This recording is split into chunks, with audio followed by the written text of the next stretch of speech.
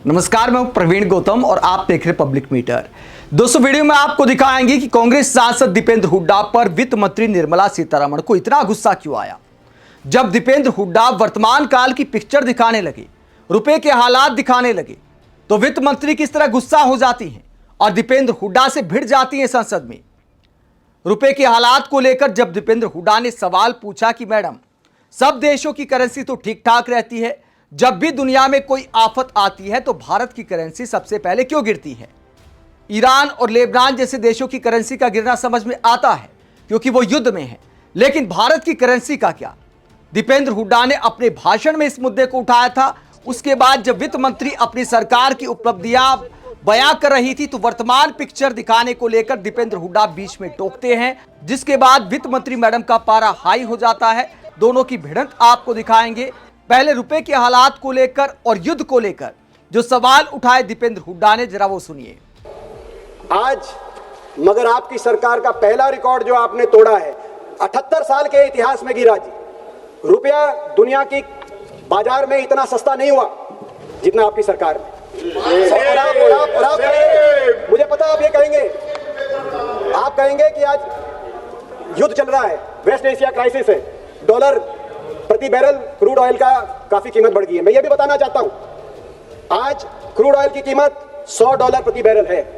2009 में जब इसी क्रूड ऑयल की कीमत विश्व के बाजार में $147 प्रति बैरल थी, फाइनेंशियल क्राइसिस के दौरान 150 यानी कि लगभग, तब रुपया कितना था? $48 प्रति डॉलर रुपए की कीमत थी, 48 रुपए। और 2014 में जब हमारी सरकार का अंतिम वर्ष था, उस समय भी रुपया $60 प्रति डॉलर था, जब क्रूड ऑयल की कीमत भी $100 प्रति बैरल थी। आप अंदाजा लगाइए। और दूसरी बात, बार बार कहा जा रहा था रिकॉर्ड बन गया world fastest large growing economy. नहीं, फास्टेस्ट लार्ज ग्रोइंग इकोनॉमी नहीं, वर्ल्ड फास्टेस्ट फॉलिंग करेंसी। मैंने तुलना करी पिछले 3 साल में दुनिया की कौन सी करेंसी की कीमत में सबसे ज्यादा गिरावट हुई है। 3 करेंसी की सबसे ज्यादा गिरावट हुई है अध्यक्ष महोदय, ईरानियन रियाल, लेबनीज पाउंड और भारतीय रुपया। ईरान और लेबनान पे तो बम गिर रहे हैं, हमारे देश में कौन सा बम गिर रहा है? वित्त मंत्री जी बताएं जब जवाब दें। दूसरा रिकॉर्ड, 78 साल के इतिहास में पेट्रोल, डीजल, एलपीजी और यूरिया इतना महंगा नहीं हुआ जितना आपकी सरकार में। हमारे समय 2014 में पेट्रोल 70, डीजल 50 और एलपीजी 400 रुपए में था। आज पेट्रोल 96, डीजल 88 और एलपीजी 913 रुपए पे है। और ये तब था जब क्रूड ऑयल, कच्चे तेल का भाव $100 से $150 तक हमने सामना कर रहे थे। आज आप $100 पे इतना आपका महंगा कर दिया पेट्रोल डीजल। क्यों? आज टैक्सेशन से जुड़ी बात है, मैं वो भी खोल के बता दूं। हमारे समय पेट्रोल पे एक्साइज ड्यूटी कितनी थी?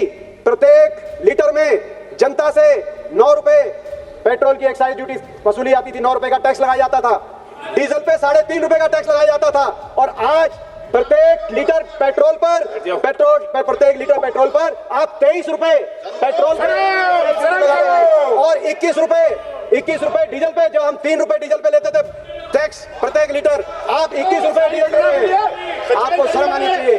तो दीपेंद्र हुड्डा ने सवाल उठाया कि आफत तो पूरी दुनिया में आती है, लेकिन उसका सबसे ज्यादा असर भारतीय रुपए पर ही क्यों होता है।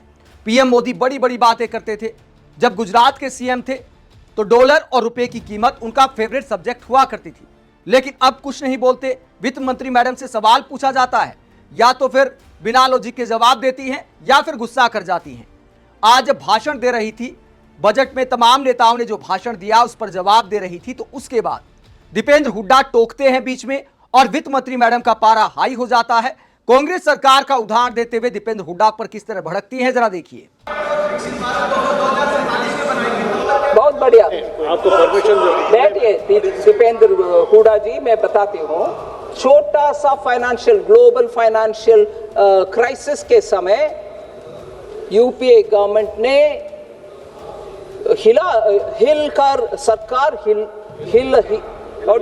सरकार was shaken up।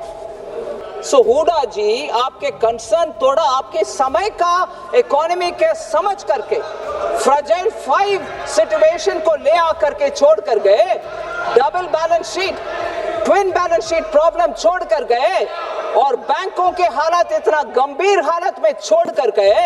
आज खड़े होकर बात कर रहे हो आप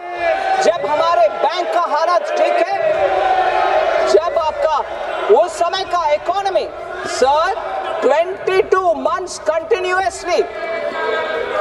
20, आप सुनिए भैया, 22 months continuously without disruption, double digit inflation. That's their record. बात कर रहे हैं आज इधर.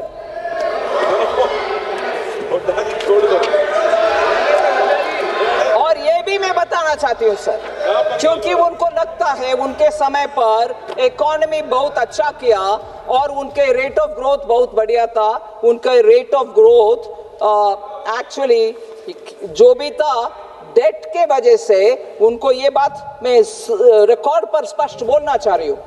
Actual fiscal deficit for 2008-9 would have been 7.9%, मगर वो बुक को व्हाइट वॉश करके उनके पूरे ऋण को ऑयल मार्केटिंग कंपनी के बुक्स के ऊपर डाल करके 6.1% दिखाया. गलत दिखा है. Actually it was 7.9 fiscal deficit, क्योंकि पूरे उनके पैसा जो उठाए मार्केट से उसको ऑयल मार्केटिंग कंपनीज के बुक्स में डाल दिया और उनके फिस्कल डेफिसिट को ठीक तक रखने के लिए. ये गलत काम हम नहीं करते. और आज तक माननीय मोदी जी के नेतृत्व में हमारी सरकार उस ऑयल मार्केटिंग बॉन्ड्स को ब्याज के सहित हम फुलफिल कर रहे हैं. तो दीपेंद्र हुड्डा को जवाब देते हुए मैडम कहते हैं कि कांग्रेस सरकार में फ्रेजाइल 5 वाले हालात हो गए थे, संकट आ गया था अर्थव्यवस्था पर, ऐसे हालात में कांग्रेस देश को छोड़कर गई थी, आदि इत्यादि आरोप लगाती हैं. लेकिन उस वक्त अंतर्राष्ट्रीय मार्केट में कच्चे तेल के भाव क्या थे और भारत में किस भाव में बिक रहा था, क्या बता पाएंगे? सरकार कितनी एक्साइज ड्यूटी लगाती थी उस वक्त, आम जनता पर कितना कम बोझ था सरकार की तरफ से, और वर्तमान में क्या है? क्या ये वित्त मंत्री मैडम बता सकते हैं? क्या इन आंकड़ों को देश की जनता के सामने बता सकती हैं? कांग्रेस सरकार से कितने गुना तक आपने एक्साइज ड्यूटी को पहुंचा दिया था कोरोना काल की अगर बात की जाए, जबकि अंतर्राष्ट्रीय मार्केट में कच्चा तेल इतना सस्ता था, उसके बाद कम किया तो भी कांग्रेस के जमाने से बहुत ज्यादा है. क्या ये आंकड़े आप देश की जनता के सामने बता सकते हैं?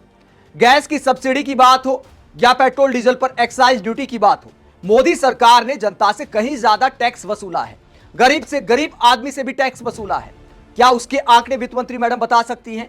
अगर कांग्रेस सरकार ने बुरा परफॉर्म किया, 2014 में कांग्रेस सरकार को देश की जनता ने सजा दे दी, सरकार बदल दी. ऐसा तो नहीं कि कांग्रेस सरकार में कोई राम राज्य था, ना अब राम राज्य है. तब भी समस्याओं को लेकर सवाल उठते थे, आज भी समस्याओं को लेकर सवाल उठते हैं.